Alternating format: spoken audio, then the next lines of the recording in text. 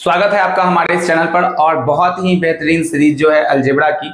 और हम एक से एक क्वेश्चंस आपके लिए लाते जा रहे हैं, तो आप हमारे इस सीरीज को देखना बिल्कुल ना भूलें और बेहतरीन अलजेब्रा के क्वेश्चंस को आप सॉल्व करना। तो इसी के आगे सीरीज में बढ़ते हुए हम आगे की एक नए क्वेश्चन की ओर चल रहे हैं। तो एक क्वेश्चन आपके सामने फिर से दिख रहा होगा कि यदि x square minus 65x is equal to 64 root x हो तो root under x minus root x का वैल्यू जो है आपको फाइंड करना है। आइए हम फुल डिटेल इस बात में चर्चा करेंगे कैसे इस क्वेश्चन को सॉल्व किया जाए।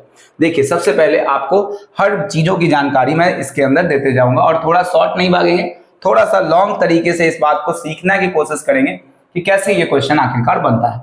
तो अगर हम ऐसे देख लेंगे एक्स स्क्वायर माइनस 65x हो गया यहाँ, और ये 64 रूट कितना है तो x है।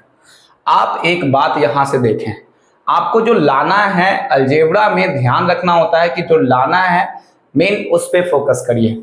आप इसको देखेंगे ध्यान से, फर्दर एकदम ध्यान से यहां पर देखना है कि x माइनस रूट एक्स इसको कैसे बना सकते हैं। तो ध्यान में आया यहां पे कि ये तो x है, बिल्कुल ठीक है, और यहां पे हमें रूट एक्स चाहिए। अगर यहां x और यहां रूट एक्स आएगा तो मामला हो सकता है ठीक हो जाए।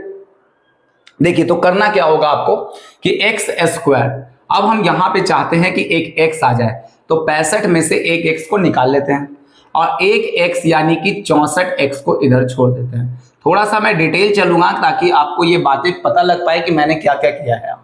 अब देखेंगे ध्यान से, अगर हमने किया कि एक्स स्क्वायर यहां पे किया और आपको जो है यहां पे इसका तो वैल्यू चाहिए ही चाहिए, तो हम यहां से क्या कर सकते हैं बहुत इजीली कि इधर 64 रूट एक्स तो था ही था, इधर से ये जो माइनस वाला गया तो इधर से 64 का एक्स बना लेगा। बताइए, ये बात आपको समझ में आ गया? सिंपल वे में मैं इस बात को आपको समझाने की कोशिश कर रहा हूं। अगर ये बात यहां से आपको समझ में आ रही हो तो देखिए, एक फॉर्मूला होता है जिसके अंतर्गत आप इस वाले फॉर्मेट पे ला सकते हैं।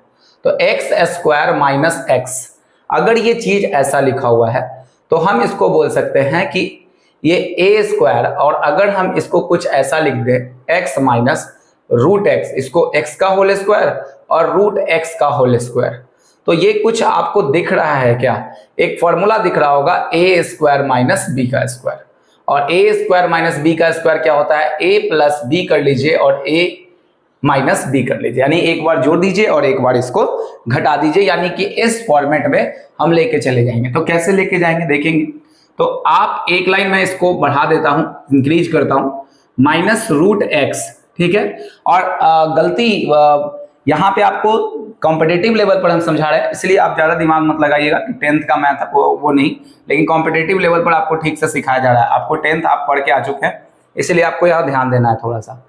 और x square minus root x, और रूट एक्स का ये हो जाएगा क्या? होल स्क्वायर हो जाएगा। आप ये बात तो आप जानते हैं कि अगर इसमें से हम 64 को कॉमन ले लेंगे तो ये मामला रूट एक्स प्लस एक्स पे जाके टिक जाएगा। अब देखिए, a square minus b square, तो हम लिख सकते हैं x plus root x, into लिख सकते हैं एक्स माइनस में रूट एक्स, और इधर हो जाएगा 64 रूट एक्स प्लस एक्स।